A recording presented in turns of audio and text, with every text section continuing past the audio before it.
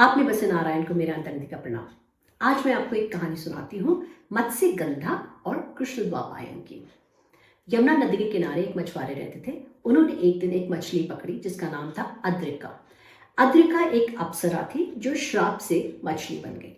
जब उन मछुआरे ने उस मछली को काटा तो उसमें से 2 मानव पुत्र और पुत्री निकले। क्योंकि वो उन बच्चों को पाल नहीं पाते थे, वो उन दोनों बच्चों को लेके राजा के पास चले गए कि राजा इनको लेके पाल लेंगे। राजा ने पुत्र को अपने पास रख लिया, पुत्री उनको वापस दे दी। ये पुत्र आगे चल के मत्स्य किंगडम के राजा बने।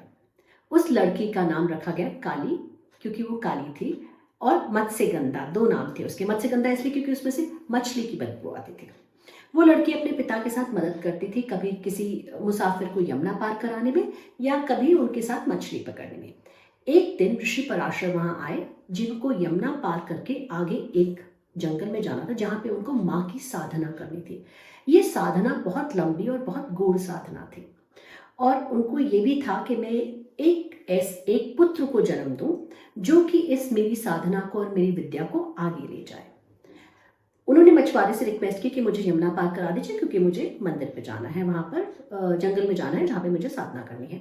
मछुआरे किसी कार्य में बिजी थे तो उन्होंने मत्स्यगंधा को बोला कि आप ऋषि को यमुना पार करवा दीजिए।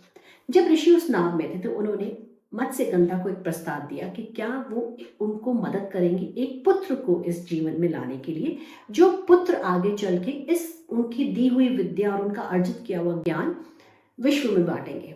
और उन्होंने बोला ये विश्व के लिए है कि आप मेरी इसमें मदद करिए। मत्स्यगंधा थोड़ा डर गई क्योंकि वो कुंवारी थी, पर उन्होंने ऋषि का ऑब्जेक्टिव समझा और उन्होंने उनसे रिक्वेस्ट की कि मेरी 3 शर्तें हैं जो अगर आप वो मान लेंगे तो मैं आपका इस कार्य में साथ देने को तैयार हूँ। वो 3 शर्तें क्या थी? वो 3 शर्तें थी, पहली कि मैं सदा कुंवारी रहूं, मेरी शादी हो सके। दूसरा, मेरे शरीर में से जो मछली की बदबू आती है वो ना आए। और तीसरा, इस बच्चे को पालने के लिए जो भी साधन चाहिए वो आप मुझे देंगे, क्योंकि वो गरीब थी तो उसको लगा था कि मैं बच्चे को कैसे पालूंगी। ऋषि ने वो तीनों उनकी शर्तें मान ली। उनके शरीर से कस्तूरी की बहुत अच्छी खुशबू आने लगी, और बच्चा होने के बाद भी वो कुंवारी रही, वो किसी से शादी कर सकती थी। और तीसरी, उस बच्चे को पालने के लिए उनके पास सारा साधन था। अब देखिए ये कौन थे? मत्स्यगंधा थी सत्यवती, जो आगे चल के हस्तिनापुर की राजमाता बनी, भीष्म पिता की दत्तक मां। और ये कृष्ण द्वापायन जो थे पुत्र, जो उनके पुत्र हुए, जिनका नाम रखा कृष्ण द्वापायन, ये बने ऋषि वेदव्यास। ऋषि वेदव्यास ने हमें महाभारत दी, हमें वेद पुराण दिए। ऋषि वेदव्यास का नाम कृष्ण द्वापायन क्यों हुआ? क्योंकि वो भी अपनी माँ की तरह काले थे, और क्योंकि वो द्वीप में पैदा हुए थे, वो कृष्ण द्वापायन कहलाए।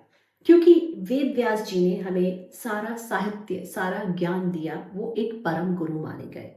और गुरु पूर्णिमा जो है उनका जन्म दिवस है, इसे हम वेद व्यास पूर्णिमा भी कहते हैं। तो आज वेद व्यास जी को और हमारे सारे गुरुओं को हम प्रणाम करते हैं। आप याद रखिएगा कि आज के दिन अपने गुरुओं को जरूर प्रणाम कीजिए, उनको कॉल करिए और उनको थैंक करिए, क्योंकि आज जो भी हैं आप उनके कारण हैं। और मैं भी अपने गुरु ओम स्वामी जी को प्रणाम करती हूँ। ओम गुरुभ्यो नमः। Signing off, अंतर्निधि।